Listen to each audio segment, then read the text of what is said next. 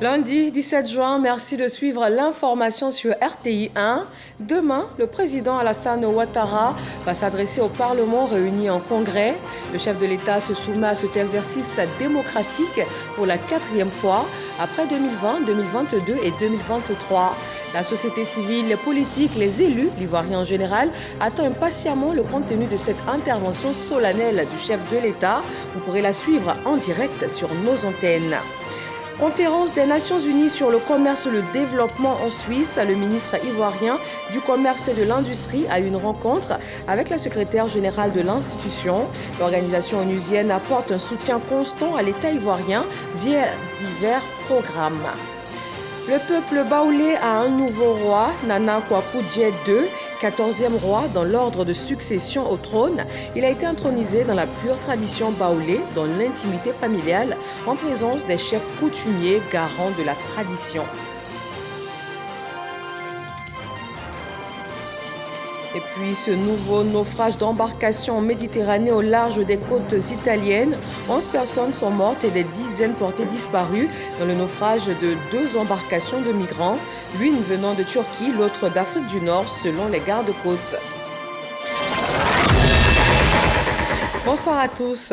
Demain, 18 juin, comme prévu par l'article 114 de la Constitution, le président Alassane Ouattara va délivrer un message sur l'état de la nation devant les députés et les sénateurs réunis en congrès à l'auditorium du Sofitel Abidjan, Hôtel Ivoire. Cet exercice lui permet de dresser un état de la marche du pays devant les représentants du peuple. Et c'est aussi le lieu de grandes annonces ou encore de propositions de réformes constitutionnelles. Mahama Traoré revient sur les temps forts des précédentes éditions. Rendez-vous est pris pour ce mardi 18 juin 2024. Le président Alassane Ouattara fera une adresse sur l'état de la nation, comme le prévoit la Constitution. Chaque année, le président de la République adresse un message sur l'état de la nation au Parlement réuni en congrès. Ce message peut être lu par le vice-président de la République.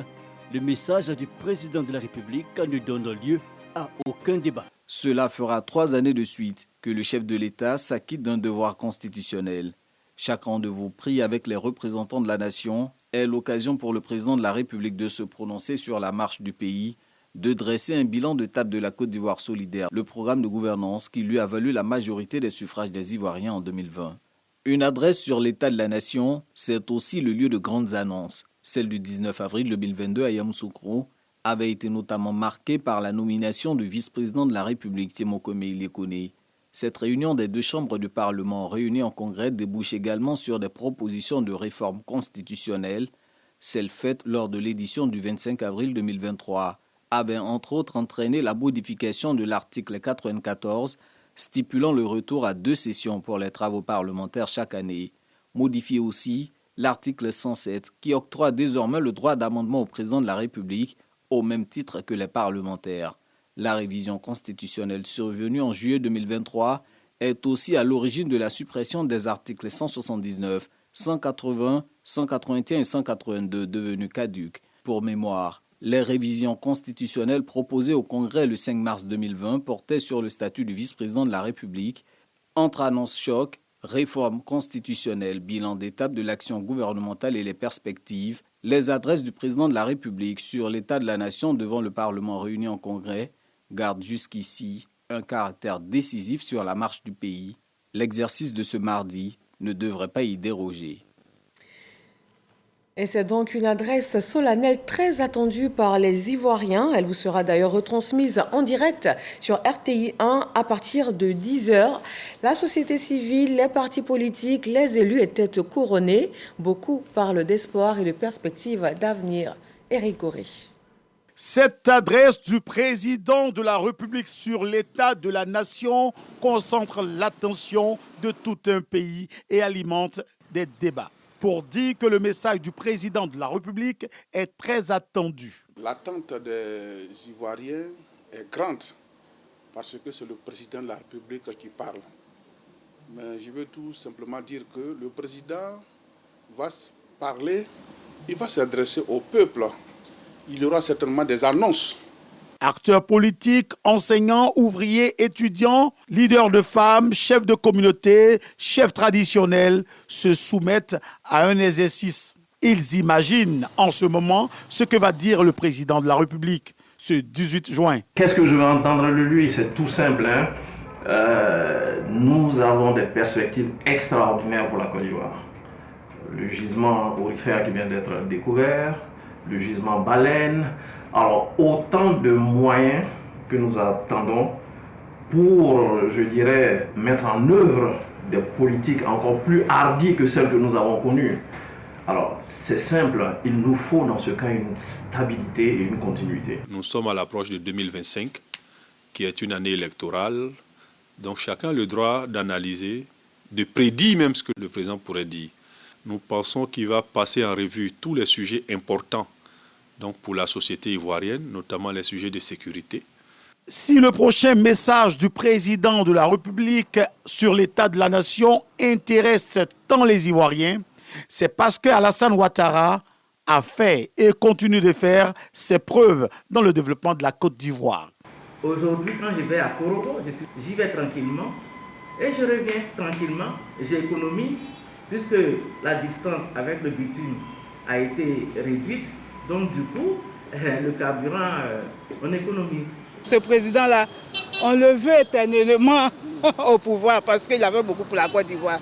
Les routes sont faites, on peut se déplacer comme on veut. Nous félicitons aussi le président pour la CAN qu'il a organisée. Aujourd'hui, la Côte d'Ivoire est devenue la plaque tournante du tourisme international. En dépit de tout ce qui a été fait, des doléances sont adressées au chef de l'État. Ce que j'attends dans ce discours du président, c'est vraiment aussi accentuer aussi sur le fait un peu des choses qui sont un peu chères sur le marché, tout ça. On voudrait qu'en cela, le gouvernement prenne des dispositions pour que la population soit soulagée. Nous voudrons que vraiment le président prenne une décision pour soulager la population, que le président nous aide. Cette question de cherté de la vie divise les Ivoiriens. Ce chef de parti rejette ces affirmations. La cherté de la vie, c'est mondial. Vous allez dans tous les pays africains, partout dans le monde, on parle de cherté de la vie. Parce que la population augmente et les moyens s'amoindrissent. Pour ce député de la nation, Alassane Ouattara reste un pilier très important dans la stabilité de la Côte d'Ivoire et de la sous-région. Il est clair qu'au regard des enjeux de la sous-région, au regard des enjeux de l'Afrique et des enjeux mondiaux aujourd'hui, la personnalité politique, de mon point de vue, idéale, capable de séréniser le débat en Côte d'Ivoire, de maintenir l'équilibre social, c'est bien le président Alassane Ouattara. Le Congrès est la réunion des deux chambres du Parlement, notamment l'Assemblée nationale et le Sénat, qui siègent au même lieu et au même moment pour exercer des activités conformément à l'article 114 de la Constitution. Rendez-vous donc demain, mardi 18 juin, à partir de 10h sur RTI 1, pour suivre en direct cette adresse du chef de l'État devant le Parlement réuni en congrès. Le Conseil économique, social, environnemental et culturel de Côte d'Ivoire est à l'école américaine en matière de transition numérique. La délégation ivoirienne, composée de membres de l'Assemblée des régions et districts de Côte d'Ivoire, multiplie sur place les rencontres et les échanges. C'est à la Silicon Valley. Ce pôle des industries de pointe d'une superficie de 200 km² est axé sur le développement des hautes technologies. Retrouvons notre envoyé spécial à San Francisco, Amadou Ouattara.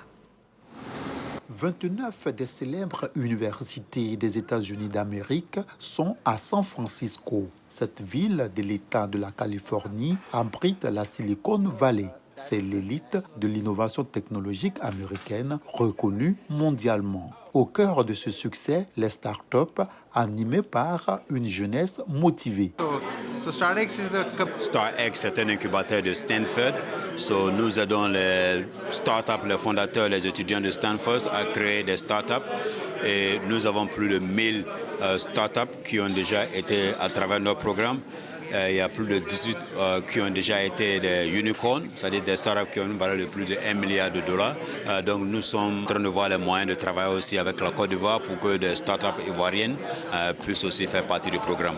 Des structures sous tutelle du ministère de la Transition numérique et de la digitalisation s'inspirent de ce qui est fait ici. Pour le VTIP, c'est très important parce que le VTIP a un projet d'avoir des universités au VTIP. Pourquoi au VTIP? Parce que nous créons un écosystème où il n'y a que des entreprises technologiques, biotech certes, avec aussi le développement de start-up. Et quand on parle de start-up, on parle d'innovation. Et ça nous donne aussi une opportunité aujourd'hui de voir comment est-ce que nous pourrons poursuivre les échanges avec StarX dans le but de mettre en place un programme de soutien au niveau de l'écosystème de start-up en Côte d'Ivoire. Ce qu'on recherche véritablement, c'est l'impact. À travers des start-up qui viennent avec des solutions qui intègrent les nouvelles technologies de la 4e révolution industrielle, notamment l'intelligence artificielle, les blockchains et la robotique et tout ce que vous pouvez imaginer comme donc technologie nouvelle. Et c'est ce qui justifie d'ailleurs la présence du ministère dans ce voyage ici à la Silicon Valley. À l'initiative de cette visite d'imprégnation, le président du Conseil économique, social, environnemental et culturel CESEC, il voit déjà ses efforts récompensés. Le docteur Eugène Akaole reçoit une distinction de la part de l'État de la Californie pour avoir suscité cette mission. C'est un certificat qui m'honore, qui honore au-delà de ma modeste personne, l'institution dont j'ai le rêve, c'est-à-dire le Conseil économique, social, environnemental et culturel. Mais au-delà encore, c'est le président de la République, Alassane Ouattara, qui est honoré. L'année dernière, quand nous sommes venus, c'était relativement à la vision du président Alassane Ouattara qui avait décrété l'année 2023, année de la jeunesse. Et c'est cela qui nous a inspirés à venir ici, puisque ici c'est vraiment le haut lieu de la jeunesse californienne, jeunesse douée, qui nous a démontré que la technologie est avant tout l'affaire de la jeunesse. Pour ces différentes visites de travail qui visent à terme la formalisation d'un cadre de coopération en vue d'un transfert de compétences, la délégation ivoirienne bénéficie de l'appui de l'ambassadrice des États-Unis en Côte d'Ivoire, Jessica Davis-Ba. De San Francisco, nous mettons le cap sur Genève en Suisse. La Côte d'Ivoire y a pris part à la 112e conférence internationale du travail. Plus de 4000 participants venus de 187 États membres ont été conviés à cette tribune de discussion. Le ministre ivoirien de l'Emploi et de la Protection sociale, Adama Kamara, a marqué l'engagement de la Côte d'Ivoire devant plus de 250 partenaires et membres de la coalition. Serge Collier. Renforcer la résilience des sociétés par la création d'emplois, la protection sociale et la transition juste, c'est la thématique développée à ce forum inaugural sur la coalition mondiale pour la justice sociale. Réduire la pauvreté, les inégalités et les tensions sociales, telle est la vision du président Alassane Ouattara. Selon le ministre de l'Emploi et de la Protection sociale, la Côte d'Ivoire a adhéré à la coalition mondiale pour la justice sociale en inscrivant au cœur de sa politique gouvernementale la création d'emplois décents, productifs et durables. En matière de protection sociale, le gouvernement a engagé d'importantes réformes visant à améliorer les conditions de vie des populations. Il s'agit notamment de l'instauration des filets sociaux qui ont permis, à travers des transferts monétaires, à plus de 200 000 ménages pauvres de développer des activités économiques et améliorer leurs revenus. Nos efforts se poursuivront et prévoient la finalisation d'un projet de retraite complémentaire au profit des travailleurs du secteur privé, d'un projet d'assurance chômage et d'un projet de retraite logement. Des actions soutenues par le programme social du gouvernement et le programme jeunesse du gouvernement qui ont prévu sur la période 2022-2024 la réalisation de plusieurs activités visant à lutter, entre autres, contre la pauvreté et la fragilité dans les zones frontalières du Nord. Après ce forum, la délégation a eu une séance de travail avec le département protection sociale du BIT, le Bureau international du travail. On a beaucoup parlé du RSTI, de la couverture maladie universelle, de l'extension de la protection sociale. On a parlé de la réforme des pensions de retraite, du financement aussi, de l'idée d'une loi de financement de la sécurité sociale. Pour nous, c'est extrêmement important que la protection sociale devienne effectivement universelle pour tous. Donc la couverture maladie universelle, en ce sens, c'est une avancée très importante. La conférence internationale du travail, réunion annuelle des 187 États membres de l'OIT, s'est tenue au Palais des Nations à Genève du 3 au 14 juin. Et sur place en Suisse, le ministre Souleymane Diarra prend part au 60e de la conférence des Nations Unies sur le commerce et le développement. Le ministre du Commerce et de l'Industrie a échangé avec la secrétaire générale de l'institution. Plusieurs programmes conjoints en cours, dont les plus récents portent sur la stratégie nationale de commerce électronique en Côte d'Ivoire. Lanciné Bakayoko. À Genève, Souleymane Diarra explique que la Côte d'Ivoire adossée aux espaces de libre-échange que sont la CEDEAO et la ZLECAf représente un gisement d'opportunités pour les industriels internationaux. L'agriculture, l'industrie, les ressources naturelles, les énergies renouvelables et le tourisme sont de véritables créneaux à fort potentiel, le tout dans un environnement des affaires des plus favorables. Le défi pour nous, comme vous l'avez noté, c'est de voir comment créer de la valeur ajoutée, transformer prioritairement nos matières premières. Donc nous avons mis en place en fait une série de politiques permettant de booster le niveau d'industrialisation, sinon de transformation de ces produits-là au niveau du produit intérieur brut. Dans l'optique d'une politique intégrée, cohérente et inclusive, les défis majeurs à adresser pour la Côte d'Ivoire tournent autour de la nécessité de résoudre les problématiques liées notamment à l'accès au financement, le renforcement des infrastructures socio-économiques de qualité, l'innovation technologique ainsi que le capital humain. Investir dans l'éducation, investir dans la formation professionnelle pour que nous puissions avoir en fait les ressources humaines qui soient à niveau à l'effet que nos entreprises en fait industrielles puissent être à niveau. À l'issue de l'audience qu'elle a accordée au ministre Souleymane Diarra, la secrétaire générale de la CNUSED a évoqué les questions de développement durable, d'industrialisation et de création d'emplois en faveur des jeunes et des femmes. Nous envisageons désormais de coopérer dans le domaine numérique et aussi en termes de création de plus d'emplois qualifiés pour les jeunes, pour les femmes et pour avoir une croissance plus inclusive. J'espère continuer cette coopération avec la Côte d'Ivoire, car vos expériences nous inspirent. La Côte d'Ivoire a dit sa disponibilité à accueillir le lancement du rapport 2024 de la CNUSED portant sur le développement économique et l'évaluation de l'Afrique. Rebecca Grispan a également été invitée à se rendre à Abidjan afin de constater de visu toutes les transformations positives intervenues en Côte d'Ivoire ces dernières années. La Côte d'Ivoire et le Danemark renforcent leur coopération. Le ministre délégué auprès du ministre des Affaires étrangères et le ministre de la Coopération pour le développement du Danemark ont eu une séance de travail. Watabouna Ouattara et son hôte ont fait le point des relations bilatérales entre les deux pays. Ils ont également parlé de perspectives de coopération.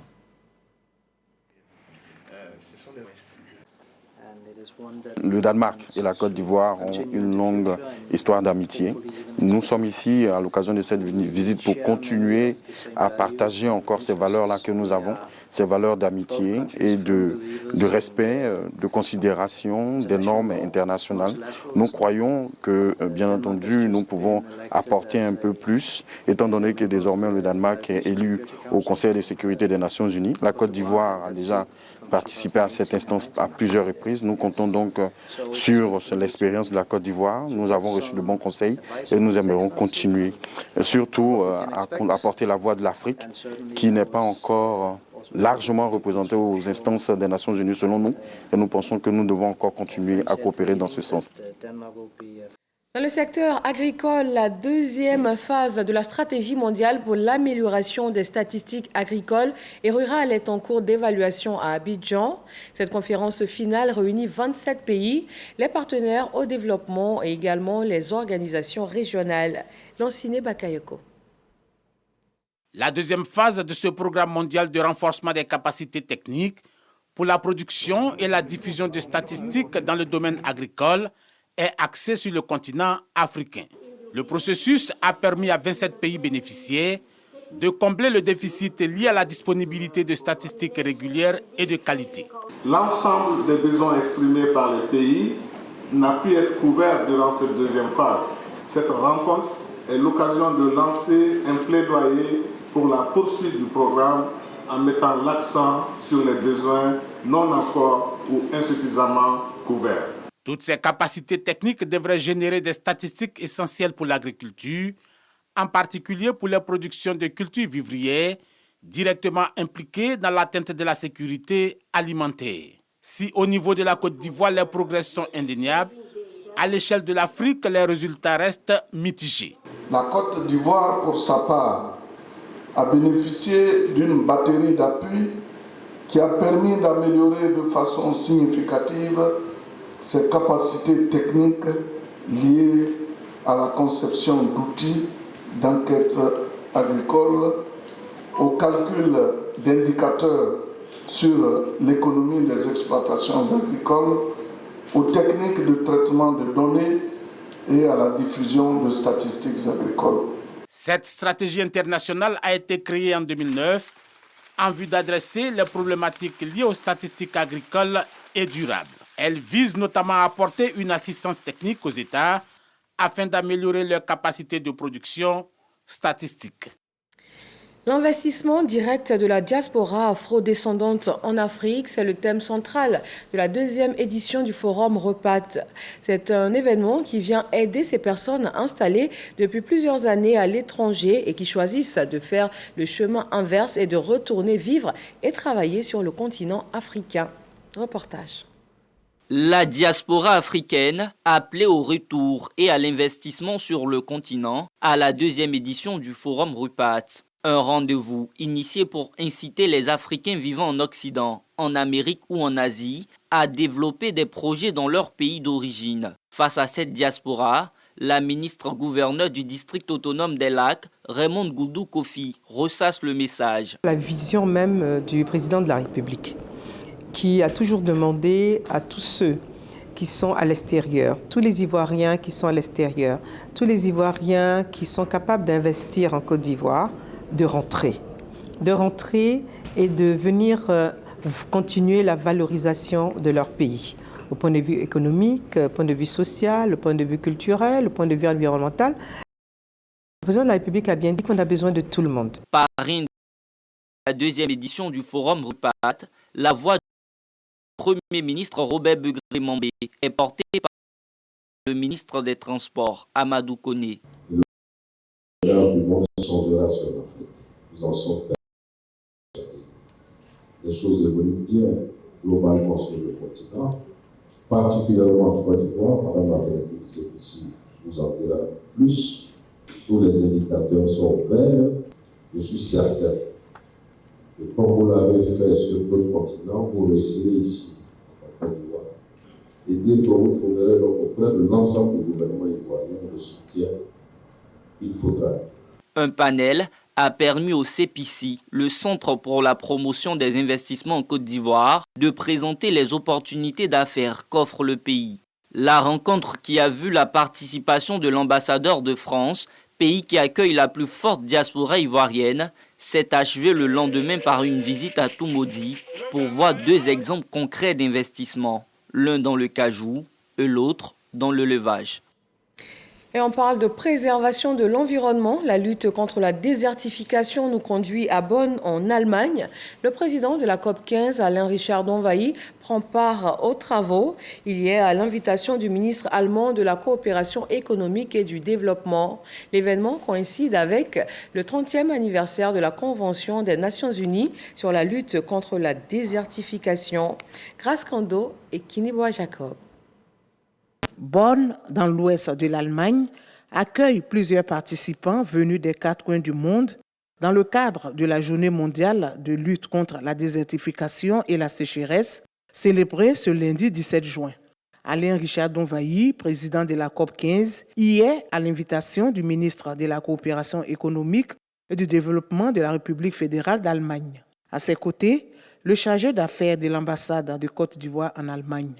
La rencontre se tient autour du thème « Unis pour les terres, notre héritage, notre avenir. Le secrétaire exécutif de la COP 15 que je préside est à Bonn. Et donc c'est l'occasion pour moi non seulement de participer à cette réunion, mais aussi avoir des entretiens avec des institutions privées et publiques concernant la lutte contre la désertification et la dégradation des sols. La Côte d'Ivoire a la présidence de cette COP, donc nous devons être présents à ce genre d'événement. Cette année, la célébration de la journée est marquée par le 30e anniversaire de la Convention des Nations Unies sur la lutte contre la désertification, accord international sur la bonne gestion des terres. 30 ans de science, de connaissance, 30 ans d'adoption de politiques sur la lutte contre la désertification. Et on a appris énormément de choses. J'aimerais rendre hommage à ces pays qui dépensent beaucoup de ressources humaines, financières, pour lutter contre la désertification, pour la conservation des terres. C'est vraiment un travail remarquable qui a été fait. Cela dit, ensemble, nous devons réfléchir non seulement aux 30 années qui viennent de s'écouler, mais aux 30 années à venir. 45 millions de personnes sont menacées d'insécurité alimentaire en Afrique du fait de la sécheresse. Et en Côte d'Ivoire, près de 60% des terres productives sont dégradées. La Côte d'Ivoire a lancé une politique forestière qui va rétablir un peu ses équilibres, c'est-à-dire regagner un couvert forestier pour permettre à notre pays de demeurer un pays forestier, mais aussi de récupérer les sols qui ont été dégradés par une agriculture qui est durable, une agriculture respectueuse des sols et surtout un changement d'attitude des populations par rapport à la préservation donc, de notre environnement. Et je pense que nous sommes sur le bon chemin car le président de la République chez nous a mis cette cause-là à un niveau présidentiel puisque le vice-président de la République est donc chargé de ces questions et cela prouve l'importance de ces sujets au niveau de la Côte d'Ivoire. Le président de la COP 15 multiplie les rencontres à Bonn. Alain Richard Donvaï a échangé avec plusieurs structures internationales engagées dans la lutte contre la désertification, la déforestation et la faim. La pluie a fait des dégâts ces derniers jours sur le sol ivoirien. Ce lundi, le ministre de l'Hydraulique et de l'Assainissement s'est rendu sur plusieurs sites concernés. Un des facteurs clés reste l'action humaine, à savoir l'obstruction des ouvrages d'évacuation des eaux. Le ministre Bouaké Fofana a appelé au civisme et à la prudence. À Bouaké, ville du centre de la Côte d'Ivoire, les étudiants, enseignants, chercheurs et le personnel de l'université ont fait un focus sur le programme du gouvernement, les actions de développement, de construction, de réhabilitation et surtout pour l'amélioration de leurs conditions de travail. Le ministre Adama Diawara a fait le bilan des actions du président Alassane Ouattara depuis 2011 jusqu'à ce jour. C'est Fora Zegui. De 3 universités en 2011, la Côte d'Ivoire est passée à 9 aujourd'hui. 6 270 enseignants recrutés à ce jour, augmentation des primes de recherche, augmentation des bourses pour les étudiants, entre autres. Autant d'actions du président de la République que plus de 10 000 étudiants, enseignants-chercheurs, chercheurs et personnel administratif et technique de l'université Alassane Ouattara de Bouaké ont tenu à saluer. Nous observons tout ce qu'il a fait pour nous et tout ce qu'il continue de faire pour nous. Et l'amélioration des conditions de vie et d'études des étudiants et même des élèves. Nous avons pour obligation de lui dire dans un premier temps merci. Les autorités locales, tout en saluant l'initiative, s'associent pleinement à cet hommage à Alassane Ouattara. Bouaké également a un nouveau visage. Oui, vous avez raison de célébrer le président Alassane Ouattara, qui a su restaurer et rehausser la dignité et la fierté des Ivoiriens. En effet, nous sommes tous témoins de son leadership exceptionnel et de sa vision ambitieuse de développement qui a valu à notre pays, en l'espace d'une décennie, une transformation remarquable. Présent à ce rendez-vous du merci, le ministre de l'Enseignement supérieur et de la Recherche scientifique Adama Diawara revient sur les grandes actions menées pour redonner un sens à l'enseignement supérieur et à la recherche en Côte d'Ivoire.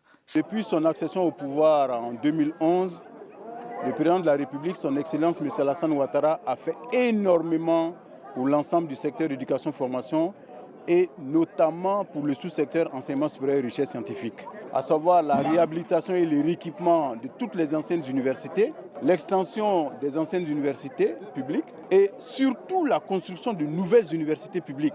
Pour les étudiants, il y a l'augmentation du nombre de bourses parce qu'aujourd'hui, plus de 39 milliards sont consacrés au paiement des bourses et secours financiers Côte d'Ivoire et hors Côte d'Ivoire.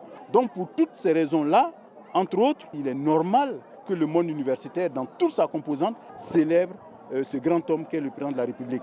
Témoin privilégié de cette célébration d'Alassane Ouattara par toutes les composantes de la sphère universitaire, Kobenan Kwasi Adjoumani les invite à continuer d'espérer à une Côte d'Ivoire qui va de l'avant. C'est rare dans le monde de voir des étudiants conscients s'organiser pour reconnaître le mérite de leur chef, du président de la République, son Excellence M. Alassane Ouattara. Pour qui connaissait Bouaké et qui arrive aujourd'hui, il n'a pas le même regard. C'est pour cela que le président Alassane Ouattara ne regarde ni à gauche ni à droite. Il va droit au but du développement. Après Bouaké, les autres universités du pays rendront elles aussi hommage au président de la République, Alassane Ouattara. Le Rassemblement pour l'alternance pacifique en Côte d'Ivoire, RAPSI, a tenu un point de presse. Objectif visé par ce groupement de partis politiques essentiellement centristes, une synergie d'action pour la conquête du pouvoir d'État en 2025. Une rencontre à laquelle ont participé Pascal Affi-N'Guessan et Simone Yves Gbagbo, respectivement présidents du FPI et du MGC. Souleymane Denisangou. Conjuguer les efforts pour une émulation saine dans l'espace politique en garantissant des élections libres et transparentes en 2025. Voilà le but recherché des cadres du RAPSI, Rassemblement pour l'alternance pacifique en Côte d'Ivoire. À la tête de cette coalition, Daniel Boni-Claverie situe les enjeux de cette conférence de presse et exhorte à l'organisation d'élections libres et transparentes avec une participation inclusive de tous les acteurs. 2025 se profite déjà.